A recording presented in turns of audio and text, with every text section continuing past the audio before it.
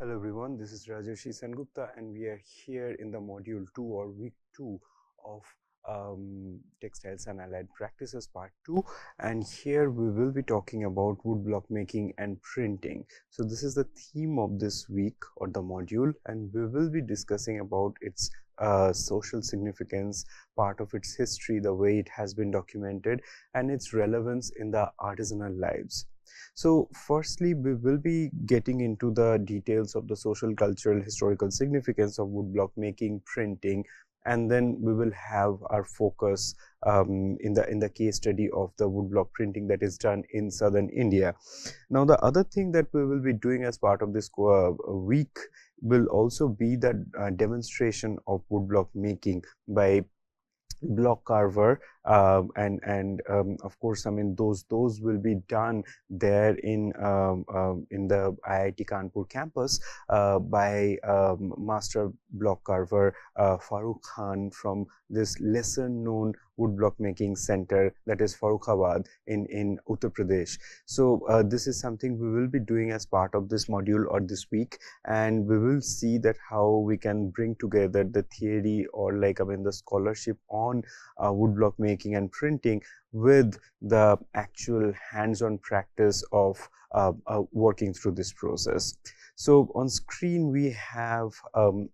detail from a block that was that is in possession of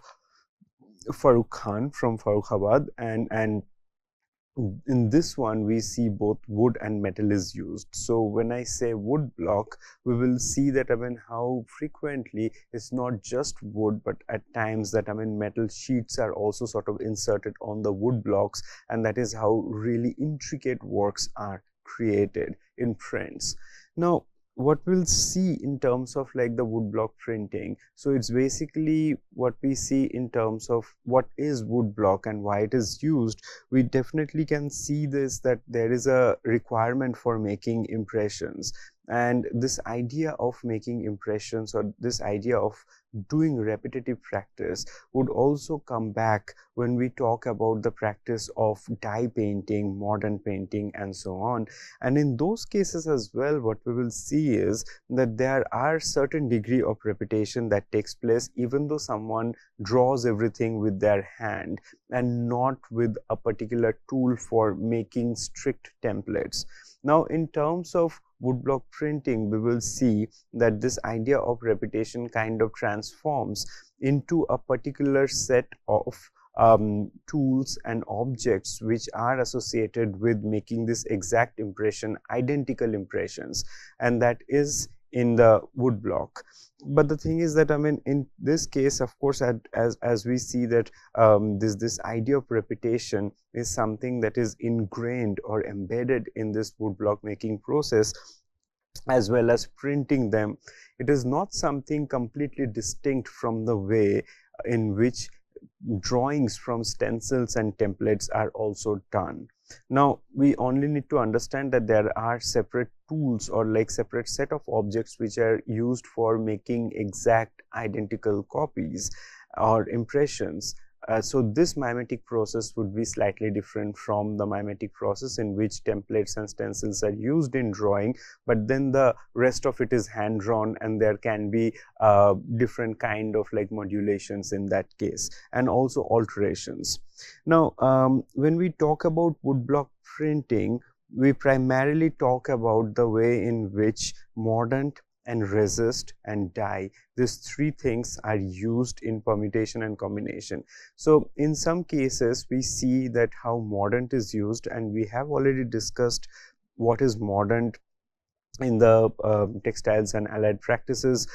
in the part 1, and mordant is something that is used for fixing the dye on the fabric surface. So it is usually common alum or different kind of salts. We can see that in some cases ferrous sulfate is used, in some cases copper sulfate is used, of course not in entirety, but in certain proportions that is added to the alum. Also in some cases alum acetate is also used, but then in the artisanal sectors, we see that common alum, that is something that is prioritized, and so alum is something that is used as mordant, and when mordant is printed on the fabric surface, it is usually printed with some kind of a fugitive dye. So by fugitive dye, I mean when it is washed, this fugitive dye washes away and only the mordant stays back on the fabric surface. And this is done is because that mordant is a clear, almost transparent solution, and if one needs to see that in which area mordant is actually printed on the textile, so one needs that reference, and color can be that reference for understanding that which areas are actually printed with alum and to distinguish that from the rest of the fabric surface. And that is the reason fugitive dyes are used, binded with mordant and gum, and it is usually some form of like either the gum from tamarind seed or from gum arabic or gum acacia. So those kind of gums are used for binding it with mordant, and then little bit of fugitive dye is used in that, and then the solution is used. It's kind of semi-liquid solution. It is used for printing on fabric with the help of the wood blocks or the metal blocks that we have on screen. So with these things, what we see that the areas which are mordanted, when they are developed in dyes, usually in the warm dye vat, when it is boiled in the dye solution, then the mordanted areas would get the color much easily than the rest of the areas, and the mordanted areas would retain the color as opposed to the rest of the areas where the color will eventually wash off. So these are some of the differences in which we see that how mordant sort of works in terms of fixing the dye in particular areas of the fabric. So what happens with resist is exactly the opposite of it, and we have also spoken about that in the first part of this course, where resist is used. The same wood block or the same metal block can be used here, what is used for mordanting, but the thing is that for resist we need different kind of material. So in some cases lime is used mixed with gum, in some cases mud is used, and then we also see that beeswax is used for resist. So different kind of resist materials are used, and resist is basically the process in which color is not allowed in particular areas of the fabric, and that is how the lines, the outlines or the details whichever is printed with the resist material, they retain the original color of the fabric before dyeing. So this is how like almost kind of this reverse processes are done with mordanting. When in mordanting we see that mordant is used for making the outlines in the positive form. That means that the lines or the defining lines which would sort of like exemplify a form or a pattern would have the color, and then in terms of resist, the outlines would not have color but the rest of the areas would have color. So this is something that we see that how these two things are kind of opposed to each other, or like they are used for achieving different kind of visual impact, but then the same wood block can be used for achieving both these things depending on what kind of material one uses. And of course then mordanting and resisting, these two things are combined with dyeing for achieving the final result. So these are some of the aspects we will be seeing through the examples that we discuss as part of this module or the week. We will see them quite often. Also at the same time, when we look into some basic ways of printing that had been done to demonstrate how the wood block is used by the block carvers of Farrukhabad, even though the color that is used there is synthetic color, but then perhaps that gives us a sense of how the color can be used for this mordanting and resisting when we are using a wood block. Now let us look into some of the prominent sites of woodblock making and printing in the Indian subcontinent, and I will be focusing on the Indian map that is there after 1947. Now, these areas are certainly not restricted. There are more centers, we do understand them, but as I have mentioned that the prominent sites of woodblock making and printing are the ones which are listed here. Now, starting with perhaps from the northwestern part of the Indian map, and there we see in the state of Rajasthan we have several areas and which specializes in different kind of modern printing and resist printing. So Bagru, Sanganer, Jaipur and Balotra are the places in which we find that both modern printing and resist printing is done. And in parts of Rajasthan we do see that how clay is used as a resist material, and it of course, I mean, the kind of effect that clay can produce, one can imagine for its coarseness. I mean, even though this is usually sieved and then this is the finest variety of the clay is then, like, I mean, sieved through it, and then that is sort of mixed with gum and that is used for printing. But its essential character, we see that, I mean, the resist which is created with clay would have much more kind of bolder motifs that the blocks would produce, whereas if we compare that with something like beeswax, which would always produce much finer motifs. So those are the kind of material differences we also have to keep in mind when we are looking at different kinds of mordant and resist printing from different sites of the Indian subcontinent in India. And of course, that when we also sort of put these views, put these perspectives back onto the historical textiles under our study. Now, from Rajasthan, we have also this other site in Uttar Pradesh, that is Farrukhabad, and as I have mentioned that the demonstration of woodblock making is done by the block makers of Farrukhabad here as part of this course. So Farrukhabad is this site which is by the river Ganges, and in most of the places where block printing is practiced, we find that they are somewhere or other close to some river or sources of running water. It is also something that we find to be significant when we consider the areas where resist and modern painting is done. So this is something that we see that Farrukhabad is a site, and presently it's a site where block making is continued, and mostly the printing activities had been stopped, even though there are some renewed activities that had been that had started there. But then Farrukhabad and the site in and around this area, we find that there are many skilled block makers who not only operate in Farrukhabad, but a lot of them, they also migrate to places like Jaipur, which is a more well-known site of woodblock making. So when we see the artisans in Jaipur, it's not necessary that all the artisans are local, but there are a lot of people who would be migrating from one place to another in search of livelihood, and Farrukhabad remains as one of those prime centers from where block makers have traveled all across India. So it's not just Jaipur, but also we find that there are other sites where from Farrukhabad people would travel, for example in Machilipatnam and Pedana and places like that. Now the other site we find that is significant for block making and printing is Bagh, and Bagh is in western Madhya Pradesh. We see it, and it is right beside this river Waghini, and there what we find that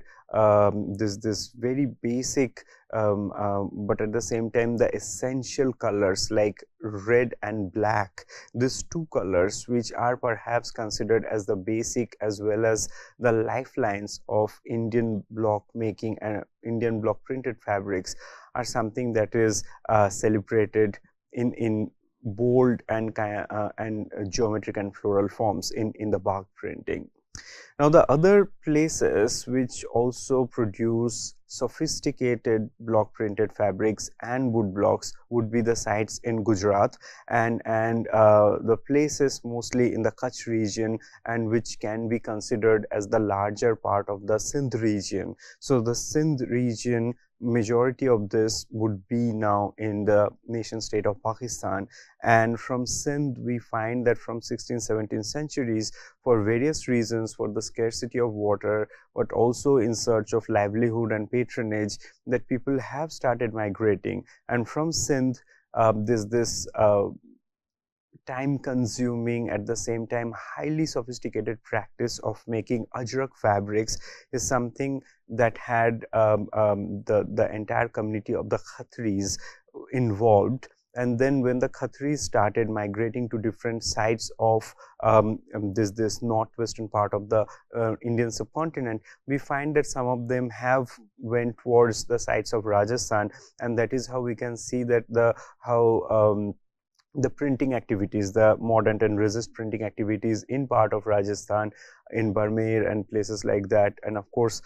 when we also consider Bagru and Balotra printing. So in all those places, some traces of this the ajrak, this highly sophisticated ajrak printing, or this mordant and resist printing that is practiced in the Sindh region, had its resonance. Now, in present day state of Gujarat, we find the places like Dhamadka and then Ajrakpur are the places which are very prominent in terms of producing this ajrak fabric, and also the city of Ahmedabad is a very well-known center of carving. So here we find that carpentry work and woodblock making, this kind of works, and wood carving, all this kind of intricate works have been continuing for centuries. And in some of the earlier records, for example, as Ananda Kumaraswamy and people who were working in the early 20th century or late 19th century, they have also spoken about the existence of craft guilds in the city of Ahmedabad. So those are some of the aspects in which we find that how certain kind of practices had found their sites where they could find patronage, at the same time the support system to sustain and flourish. So this region in Gujarat would definitely be considered as one of those sites or regions. So in Ajrakpur, in Dhamadka, we find that the practice of ajrak making that had flourished, it sort of combines this resist and modern printing in same fabric, and the intricacy or the steps which are involved in making this kind of fabric is, as I have mentioned, this process is quite time consuming and laborious, but it also requires a high degree of patience and planning in advance for progressing through this. So this is something we find that had this region and the regional artisans, the printers and the block makers, they have mastered this practice for centuries, and they are still continuing there. Now coming to the southern part of India, we have this region around Machilipatnam, Pedana and Polavaram. So those are all in coastal Andhra Pradesh, and also perhaps we can consider some part, some of the suburbs of Hyderabad. They are active centers of making block as well as printing them on fabric. And in this region, what we find is that we have, of course, that mordant and dye painting are practiced, but not really the resist printing is practiced. So these are some of the basic things about how we can find that what all different kinds of block making and block printing is practiced in the parts of Indian subcontinent, and mostly we are talking about the present day nation state of India. And then, even though there are three keywords we can remember for block making and printing, that is of course modern dyeing, resist and dyeing. So these three things, but then the combination of them and the way in which the blocks are carved, in the way in which the community requirements have developed over time, they have all shaped this block making and block printing practices quite distinctively. And that is the reason when we see this printed fabrics or the blocks from these different regions, perhaps the region, for example, in Rajasthan, in Bagh, in Gujarat and in Machilipatnam, we would be able to distinguish that what are the basic or the salient features of each of these areas.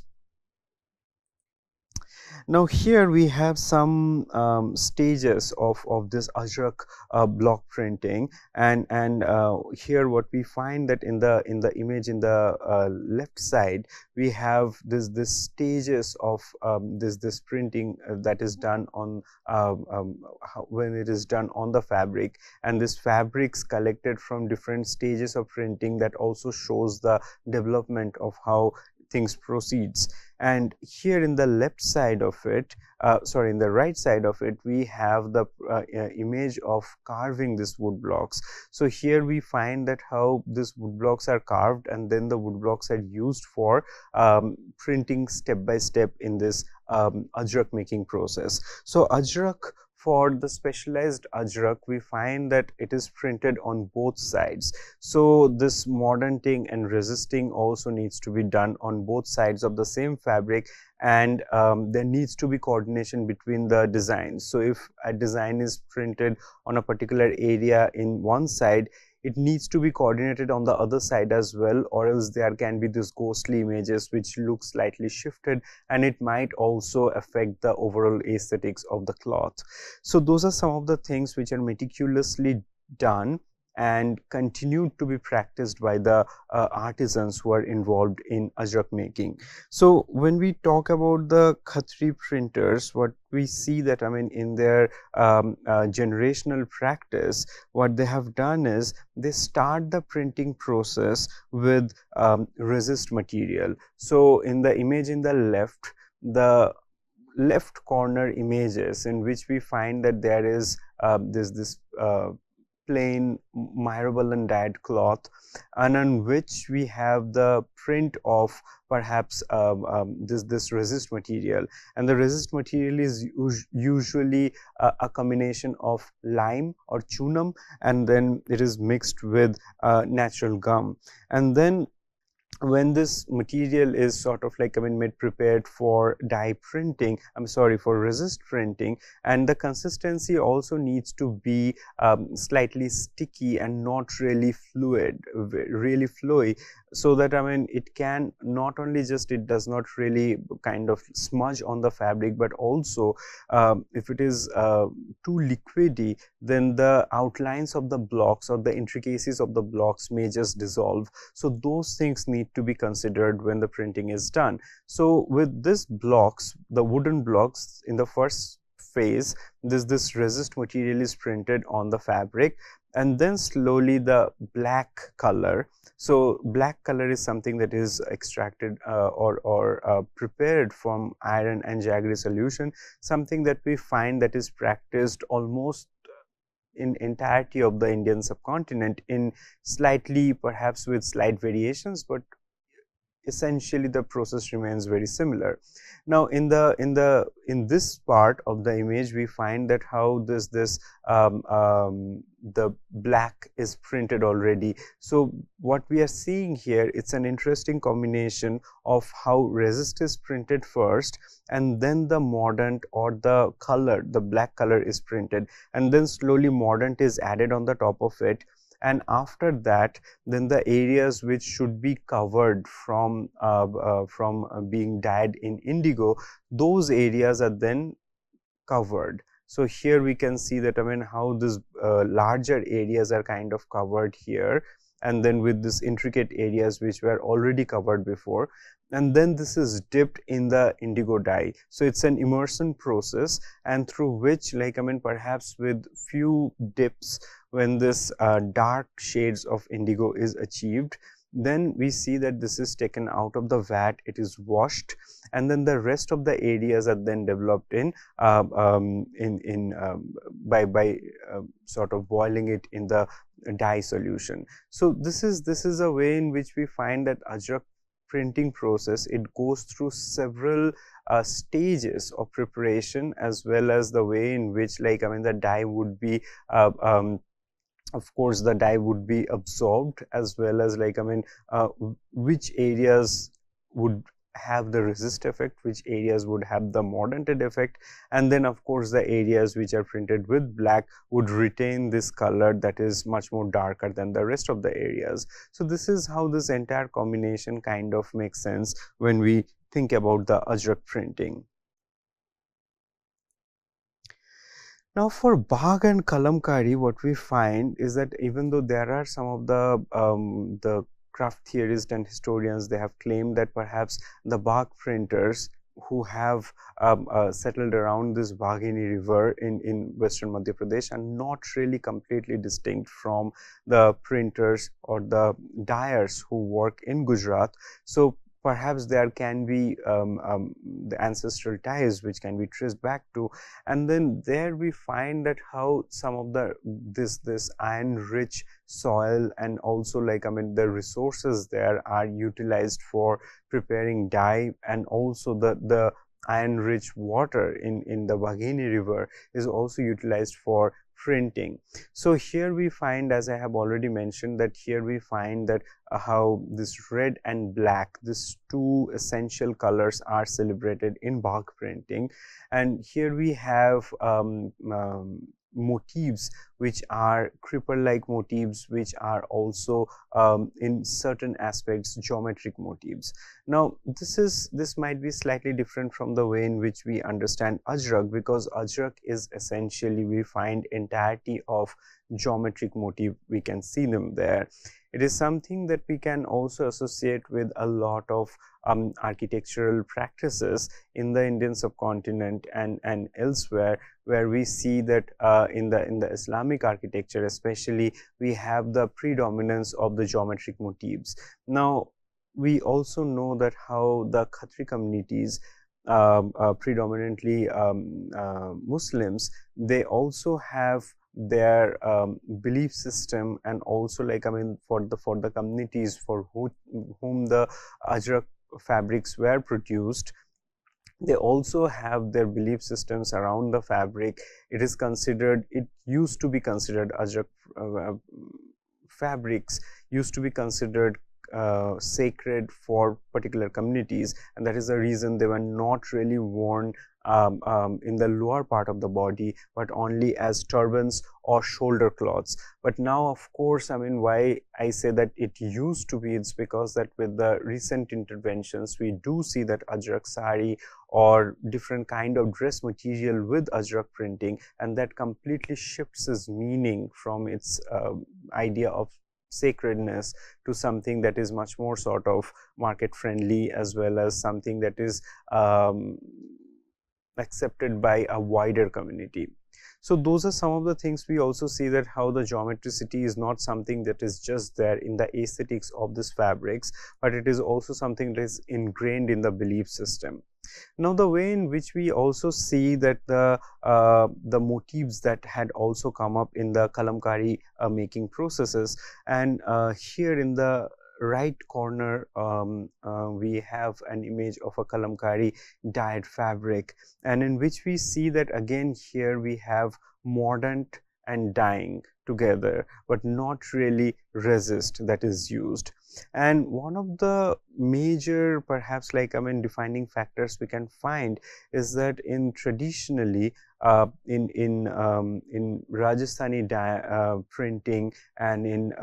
Bagh printing, we have this creeper like forms, the vegetal forms, the and flowers and etc., but then they are not really usually used as continuous forms. So for example, if we can compare that with this wood blocks here, which is used in Bagh printing, they are individual units which can be printed one after another, whereas in kalamkari printing, and this is something that it's a major distinction that came up from one of the most celebrated